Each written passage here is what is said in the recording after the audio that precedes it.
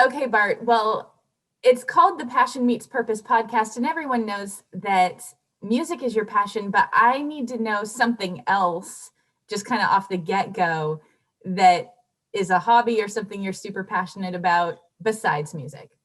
Mm, uh, uh, a hobby would be golf, but I'm not good at it, so that's embarrassing or whatever.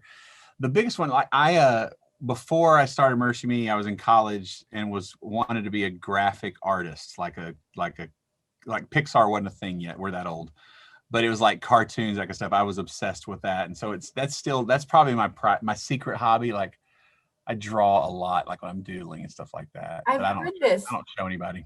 I've heard that you're a closet doodler and you don't I show am. anybody. Why don't you let us see a little bit? I don't know. I mean, I don't know. It's just something I've always done, and it's like now, like with an iPad, I'll draw it and then just erase it and just draw.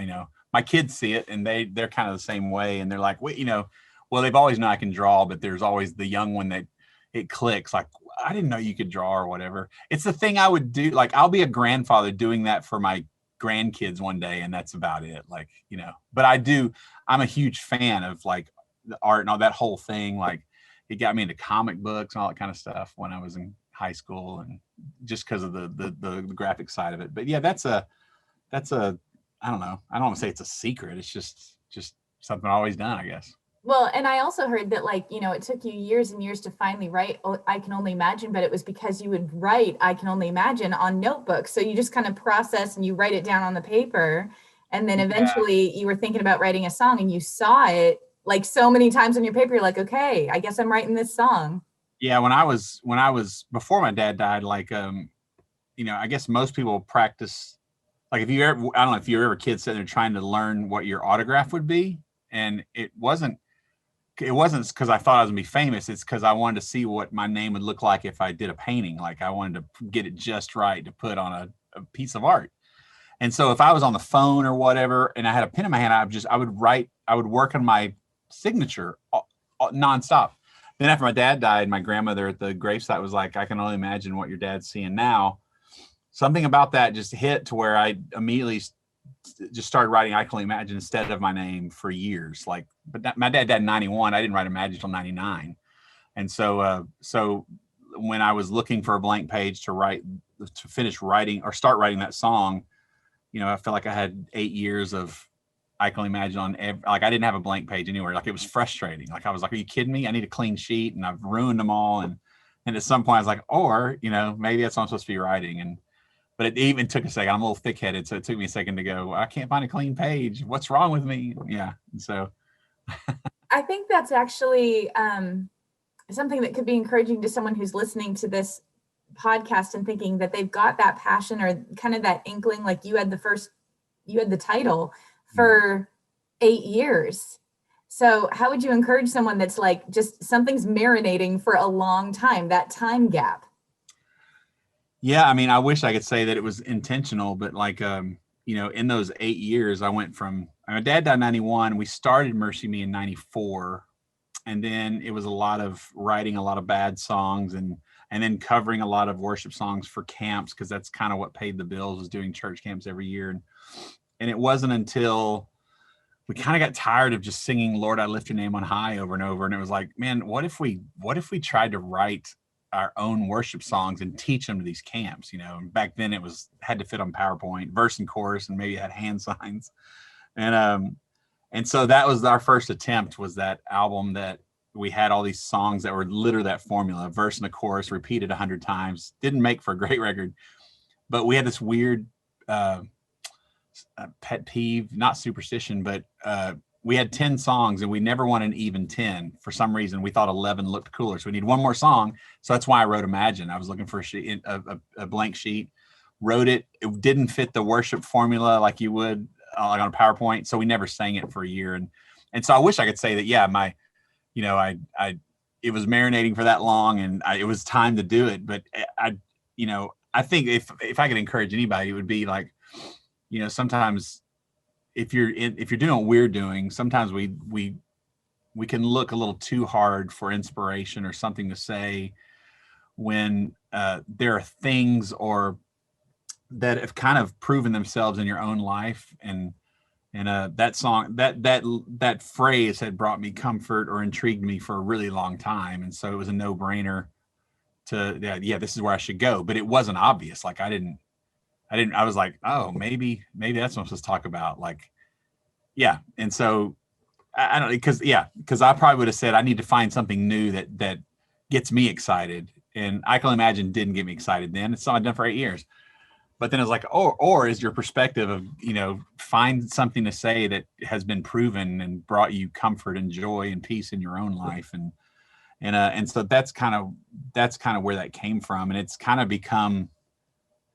how we treat everything that we do. Like, I feel like every song up until like Say I Won't, our latest one, every song is written out of personal experience for me. And it's like, it's almost been everything. Every song has been, it's been like it's already been tested, if you will. Like I'm singing about how faith has brought me through, not about how, man, maybe this will work, if that makes sense. And so, yeah, it's, talk about where you've been and what you've gone through. I mean, that's what evangelism is relaying, is telling the story of what Jesus has done and just passing it on. And it's like, I think the same thing is like, I don't want to hear the next new idea. I want to hear what changed your life. I want to hear what's impacted you, because you'll be more sincere, and people like, oh yeah, they've been through this.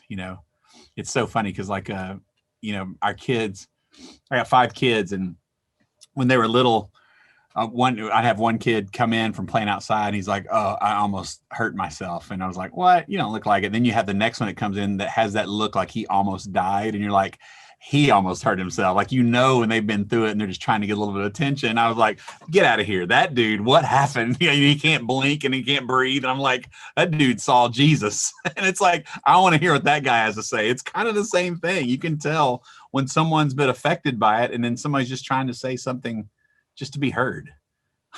Oh, Bart, it's so good. Yeah, let's talk for a second about those 5 kids. Are they all spanning the teenager age now? Nah, not all of them. Sam, my oldest is 19, Gracie's 16, Charlie is 15, Sophie is 12, and Miles just turned 10 last week. So they're they're closing in on us. But yeah, we've gotten our taste of teenagers enough. But the other 2 are just on the cusp. What has that taught you about just taking things in stride? Oh man, I don't know what it's taught me. I mean, it's just a whole. I mean, it's all amazing and it's all horrible at the same time. It's like, when they're little, it's just different, and and you're still pretty cool when they're at a certain age, and then they become teenagers, and we get along great, but it's just like they have more opinions, and it's like it's a different thing. On one side, it's awesome because I can reason with them a little better, and the conversations we're having is just it's a whole different thing that I absolutely love, and but at the same time, it's like the drama is very real.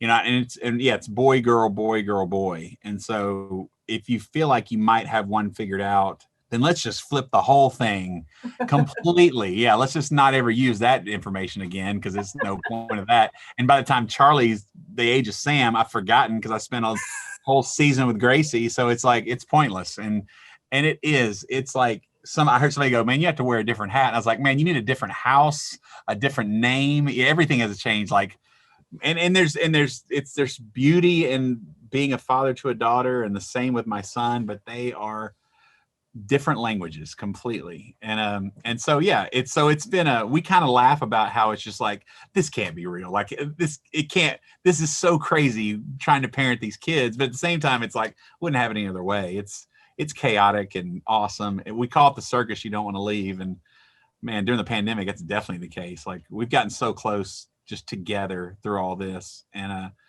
so yeah, it's pretty awesome. It's pretty great. I mean, I'm just sitting there thinking, like, Sam, man, he's getting to the point to where, he's not far off from maybe getting married one day. And it's like, oh geez, it's another phase. And they go by so fast, and you think, maybe I'll get it figured out, and you don't. They just go to the next phase. Like, oh great. All right, let's start over. Let's reset. Yeah. but we do love it. We do love it so much. And my kids they're unbelievable and all in their own separate ways. And the only thing I feel bad about is just I want more time to give to them. That's even with nothing to do for the last year other than work on a record. But it's like they're such amazing people. They deserve more time from both of us, is what we say. And yeah, they're great. I loved watching. You have great facial expressions. You communicate a lot without words when you are in your car on Instagram, just escaping from the pandemic, talking to your phone. I think a lot of people have had moments like that. Yep. Yeah. Oh, we were laughing the other day because like they were like, man, I saw that you said that you stay in your car or whatever. I was like, man, that's every Tuesday. What are you talking about? That's not something new. I just thought, I bet everybody else does this. I'll be at the studio and Shannon will be doing something and we'll kind of end up at home about the same time, or she'll be there before me and I'll see the taillights on. I'm like, oh, she's in her office. And so I'll pull up right next to her. I'm like, you going in first? Like, no, you're going in. And we're like, nah, forget, they're fine. We put all the sharp objects away. They're good. And so it's like, well, it's you got to have a chance to breathe. I'm a better parent for it. Mm-hmm. I love it. You said that you are passionate about golf, not that good, but in fantasy land, let's pretend that you had more time and all of a sudden you were doing good enough that you got to have your dream foursome on your dream course. Oh, my dream foursome would be like, it would probably be, I don't know who it'd be. Let's see. My dream foursome would probably be like, I love to laugh. And so so it'd probably be three other comedians or something like Nate Bargatze and, I don't know who else, Seinfeld, I'd be with him or whatever. And I don't want any good golfers. I just want to laugh. It's not about the game. And then the dream is to play Augusta or the Masters. That's the holy grail that it's impossible to get to, but just nobody that's super serious. Like I am, the reason I'm not good at golf is I can't stop laughing. It's just a joke. Like if I start getting angry or competitive, then I actually stop playing because I just don't want to be, I don't want to be that guy. Like I have no desire to learn to play it'll just make me mad. You know what I mean? Like I'm never going to master it, but if I think I have a chance of being decent, no, that's like being addicted to something. I'll be just angry most of the time. And so I'm like, I like just thinking that I'm a punchline on the golf course and enjoying that. That's great. Oh, yeah. I love that. I think another person who you probably laugh with is, and we just had him on the podcast a couple weeks ago, Olympic figure skater Scott Hamilton. And yeah. I know that you guys have a tight friendship. Yep. He invited you to sing at a skate thing, and that led to Sheryl Crow looking you in the eye and saying, mind if I join you on Imagine? You want to talk to me about how that was? Yeah, it freaked me out. It was funny because it was actually the first thing she asked to do was we were doing Imagine. I think Even If was the other song. And the first time when I met her, we were at sound check and she first asked if she could sing on Even If. And no, I'm sorry. She did ask about Imagine. I was like, of course. And then but I figured if she's going to know me at all, it'll be that song. Like that song doesn't count. Like, people heard the song, don't know who sings it. Then she's like, hey, could I sing on Even If also? I was like, wait a minute. Now we're getting a little more in the catalog. And then, and it was funny because like during soundcheck, they had these teleprompters for whoever, because there's so many songs going on. Well, the teleprompter didn't work. And so I've literally kind of looked at her like, don't sweat it. When it gets back on, start singing. Well, as soon as the song started, she ran with it and knew every word of the song, like by memory. And I was like, oh my gosh, like this is freaking me out. And she told me afterwards that it's her and her sister's anthem when her sister was this during the whole cancer stuff years ago. And she goes, we sing it every day. And I was like, are you kidding me? And so, yeah, it's some of the coolest like moments that I've had musically have been because of Scott Hamilton and that fundraiser, man. I've played with some random people and, wanted to throw up. I was so nervous, but then just had a blast. And yeah, he's a sweetheart, man. It's like, we don't go very long without having breakfast or lunch at some point. And yeah, he's literally the nicest human being on the planet, I think. Yeah. And ridiculously optimistic. Like yep. He talks about having 3 brain tumors as if, just casually over lunch. Oh yeah. Yeah. There's so many things that I've done that I would have talked myself out of if it wasn't for him going, why wouldn't you do it? Like, what's the big deal? Really? Like oh, yeah. what? Like after the movie, like I had different opportunities to get more involved in kind of the movie stuff, but I didn't have any, other than it was my story. I didn't make that movie. Like I was just around it. And then people assume, well, it's about you. Like, here's a script. Would you like to do this? I'm like, do what? I don't know what you're talking about. But in that, I was telling Scott that, talking about being a comic book nerd back in the day, and just like, yeah, somebody the other day asked if you have any movie ideas, and I was like, I don't. And I was like, there was this one thing, a comic book thing I did years ago, but that's silly. He goes, no, it's not. And he's like, my friend just wrote Wonder Woman, and he's never, all that kind of stuff. And to where I was like, okay, I guess I'll let somebody know that it exists or whatever, to where, now it's becoming a comic book, and there's people that are interested in the brand, possibly stuff like that. That's just out there that I would talk myself out of and say, nah, it's kind of like you said, why don't people see your drawings? Nah, there's a lot of that stuff that no one's going to see. And Scott's one of those guys that, like, then what are you doing it for? Like, why, all they can do is say no. And it's like, your life doesn't depend on it succeeding. You have a career. And I was like, all right. And so he's like, man, don't check out. He goes, come up with crazier ideas. You're not too old or whatever. And that's just his attitude. And it's like, it's very, it really is. Yeah. That's awesome. All right. New music from you, just released. You couldn't decide if it was Inhale or Exhale, so you put them both together. Talk to me about all these songs written in a cabin. Yeah, we it originally had a different album title. It's been 2 years in the making. We almost had it finished. We're getting close, and then the pandemic hit, and so we kind of scrapped it and started over, because it's like, songs are going to come out of the season, so it just felt weird putting an album out right before the pandemic hits, and it also, we stretched it out so we had something to do and a place to go and work every day, and felt like we had purpose and just a schedule, if you will. And so the original album title, I think, was Spaceman back in the day. It's why they're Almost Home video. That Almost Home was the actual first single, which will be a year and a half old from when the record comes out. And it was just this idea of kind of, not of this world thing. And then when all this hit, it was like everything just changed. And I remember we kept saying, man, I just want to make a record to where it gives people a chance just to breathe and just like, okay, kind of reflect on this. And, even people that have gone through the hardest thing, just give them a chance to be able to see that somehow God's in this. And so we kept saying, I think originally the idea was it was this Inhale Exhale moment, to where we were talking about, at one point it was 2 albums. One was called Inhale Exhale, but Inhale by itself sounds like not a good Christian record. It's like we're smokers or whatever. So it felt weird by itself. And then we had different ideas, and then just said, man, I think the album is let's just call it Inhale Exhale. It's just, and the approach on the album was, in the spring, like everybody, like I kind of describe it this way: when touring shut down, it's like we were all in the Titanic and it was starting to sink, and we all jumped in the lifeboat called YouTube at the same time and just started pummeling people with so much information and performances. And this one's heavier than the one before, and it was always these gut-wrenching. It was like watching The Notebook like 15 times a day is what it felt like. And it was so intense, and it was sincere, don't get me wrong, but it was like, you're just getting hit from every direction. And so we stayed out of the way. We were like, man, we kind of just didn't know what to say. But then at one point we put out Hurry Up and Wait with this video of me just in my pajamas, like I'm stuck in a cabin. And we wanted to do something that was funny, because it was just like, that was not something you were seeing a lot of.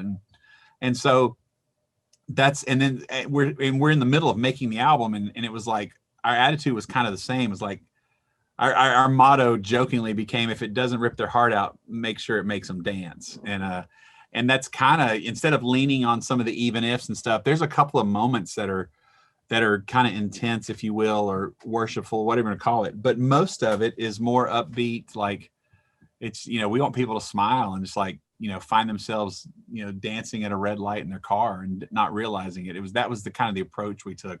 That feels like exhaling and kind of letting this go. And just, I mean, it's great to worship and be sincere, don't get me wrong, but man, if we ever need a time to go, oh yeah, that's why it's good to be alive, then I feel like that's now. And so that was our approach on the album. It's just a lighthearted, and it still has purpose, and there's truth to the songs, but it was like, yeah, man, let's just, and literally, if we weren't dancing in the control room, it didn't go on the record. And so And if we didn't find ourselves having fun with it, it didn't go on the record. And so we'll see. Apparently 16 songs we did like, so we'll see if everybody else likes them. I love it. I like that dynamic range that you all have as a band, to be able to go deep, but also go super humorous. It kind of makes me think, if anyone ever saw you backstage in an arena before you sing, even if you're probably riding a scooter. Yes, there's absolutely, we're probably riding a scooter, or we were just getting in from, last minute, right before the show starts, because we were doing something, trying to jump it off a ramp or something that a 12-year-old does. Like it's very childish when we're on the road, but I wouldn't trade it for the world. But people are like, man, are you having a super deep Bible study before you come out on stage and sing Imagine? And we're like, no, we're not doing that. We built a ramp. We're trying to jump the catering table. There's no telling what we're doing, but it's like, well, how do you do that? I was like, man, this is an overflow of a life with Christ. This is not, now's not my time to get my act together. It better be together long before I get on stage. And so, we just love being around each other. And we're just a bunch of children, literally a bunch of children. I think that's honestly, it's one of my favorite things about following you on Instagram is your sense of humor. It really is. In fact, I think that's what I want our final question to be about, is just the gift that laughter is. Like, it's a spiritual gift. Like, it gets us through some of the hardest times. And maybe you can talk about when your buddy Tim Timmons, he did something that made you laugh. I think you had COVID, so you were in isolation, and he and his whole family showed up in your yard. Right. Yeah, I didn't have COVID yet. That was the first time where I'd been exposed to COVID. So you had to be quarantined. And so there's nothing worse than feeling 100% healthy and having to be locked up in your room. And so, so his whole family decided to come see us, and they would stay out in the front yard and just, were waving at me and singing to me like Christmas carolers or whatever. And there's Tim's one of my dearest friends, and there's not many days go by that he's not doing something to make me laugh, or vice versa. But it's like, it's when you're doing life with somebody like that, there's not a ton of serious moments going on, which is kind of the way we like it. But they're always doing something. And I don't know why that was so random. His boys were like, had wigs on, and it was random. But and so but it was much needed, man, because I was going crazy. But there's a ton of times where he's done that kind of stuff we're really close to where he knows when things are off, and he's like, he knows when to interfere, and like, hey man, are things good or whatever. And so one of my dearest friends. Well, Bart, thank you so much for your time today. Yeah, my pleasure. Thank you.